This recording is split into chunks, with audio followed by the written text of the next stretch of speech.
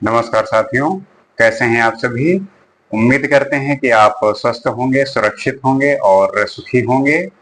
जैसा कि हम अपने वीडियो में चाणक्य की नीतियों के बारे में समझने का प्रयास करते हैं, उनके दिए हुए सिद्धांत को हम अपने जीवन में इम्प्लीमेंट करने की कोशिश करते हैं, उतारने की कोशिश करते हैं। उनकी दी हुई शिक्षा से हम अपने आप को और समझदार और बुद्धिमान, बातों में एक तार्किकता, बुद्धिलब्धता को प्राप्त करने की कोशिश करते हैं।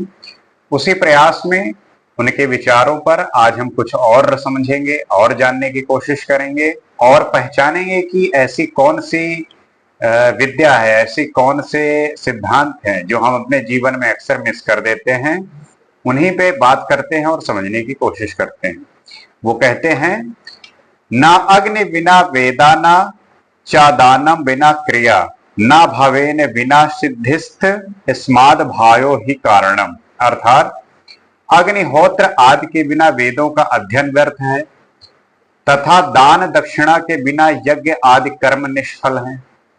श्रद्धा और भक्त के बिना किसी भी कार्य में सफलता प्राप्त नहीं होती। अर्थात मनुष्य की भावना ही उसके विचार, उसकी सब सिद्धियों और सफलता का कारण मानी गई है।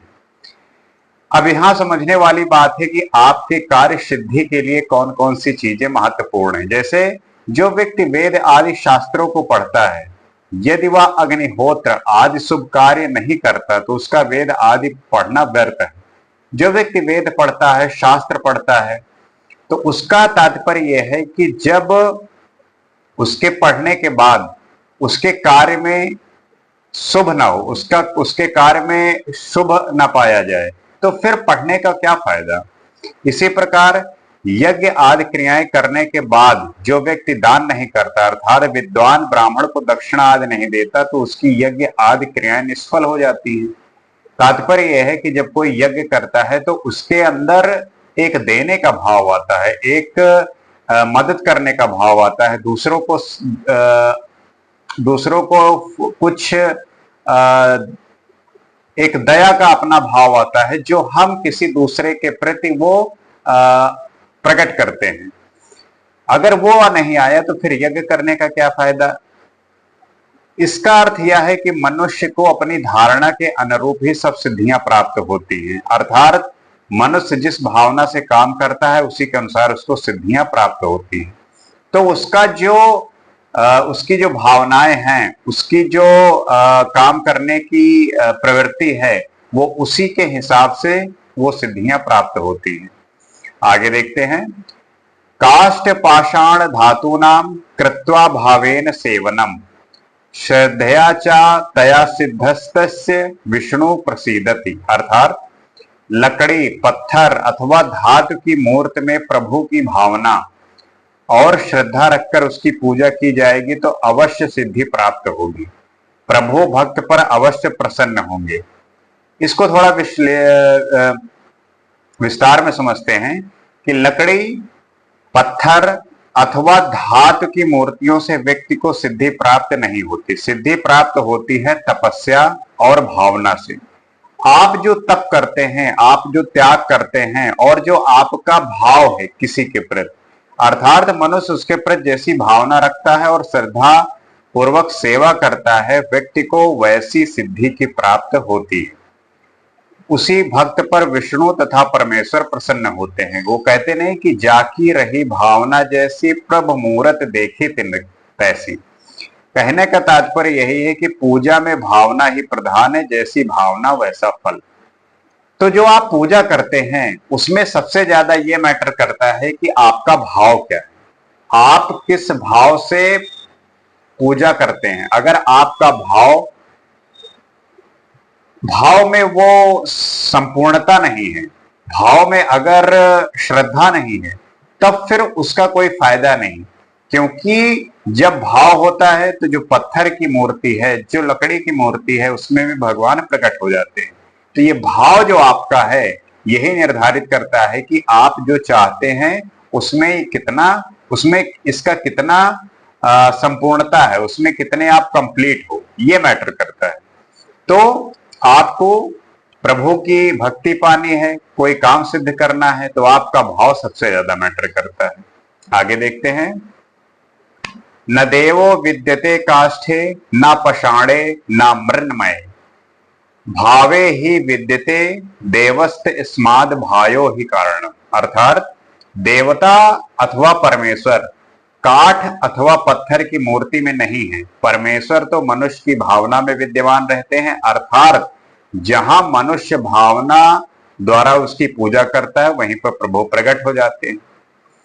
तो जो आपका भाव है, भाव के भूखे भगवान आपने सुने होगा, जो आपका भाव है ये निर्धारित करता है कि आप जिसको पाना चाहते हैं उसमें आप कितने संपूर्ण हो। मान लीजिए आप पूजा कर रहे हो लेकिन आपका जो ध्यान है, जो आपका भाव है वो किसी और के प्रति है, वो कहीं और है, तो फिर उसमें आप जिस चीज को चाहते हो, जो चीज पाने का प्रयास कर रहे हो, उसमें असफलता जरूर मिलेगी।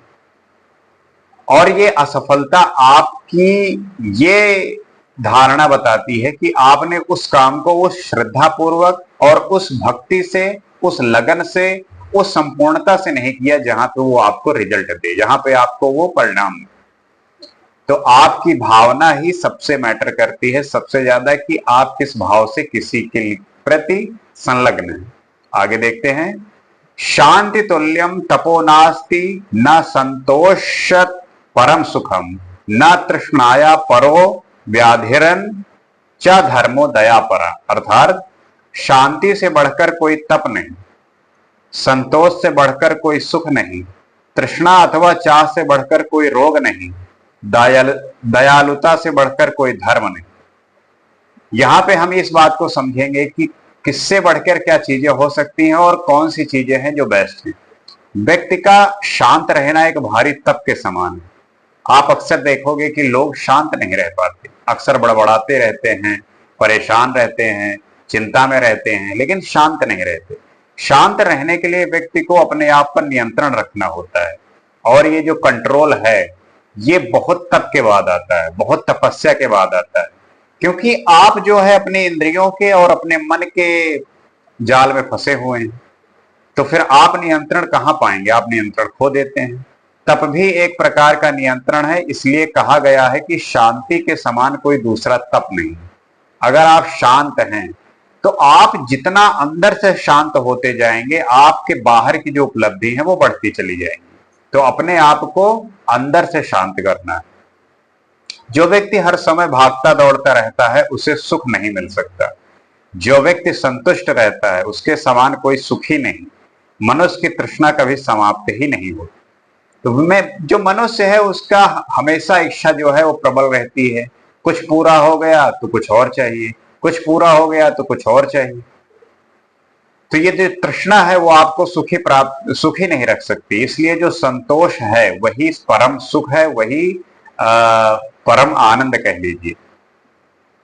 क्योंकि जो व्यक्ति हमेशा भागता दौड़ता रहता है उसको सुख की कहां प्राप्ति मिलेगी।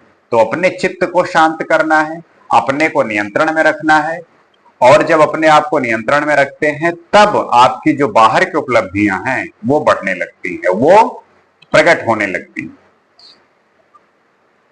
आगे देखते हैं, क्रोधो वैवश्यतो राजा तृष्णा वैतरणी नदी विद्या काम दुधाधेनु संतोषो नंदनम वनम। अर्थात क्रोध यमराज के समान है, तृष्णा वैतरणी है, विद्या कामधेनु है, और संतोष नंदनवर अर्थात इंद्र के उद्यान के समान है। तात्पर्य क्या है कि क्रोध मनुष्य के शरीर को उसी प्रकार जला डालता है जिस प्रकार यमराज मनुष्य की देह को समाप्त कर देता है। तृष्णा अर्थात मनुष्य की इच्छाएं वैतरणी नदी के समान है। अर्थात जिस प्रकार वैतरणी नदी को पार करना कठिन माना जाता है, उसी प्रकार मनुष्य की इच्छाएं कभी समाप्त नहीं होती। विद्या को कामधेनु के रूप में बताया गया है। कामधेनु उस गाय को कहते हैं जिससे सब पदार्थों की पूर्ति होती है। अर्थात विद्या मनुष्य यदि चाहे तो बड़ी सरलता पूर्वक धन भी इकट्ठा कर सकता है और मान सम्मान भी पैदा कर सकता है। मनुष्य के जीवन में संतोष तो अत्यंत सुख देने वाला माना गया है। संतोष को इंद्र की वाटिका के समान कहा गया है। इसलिए व्यक्ति को चाहिए कि जीवन में सुखी रहने के लिए विद्या का संग्रह करे और अपना समय संतोष के साथ बिताए।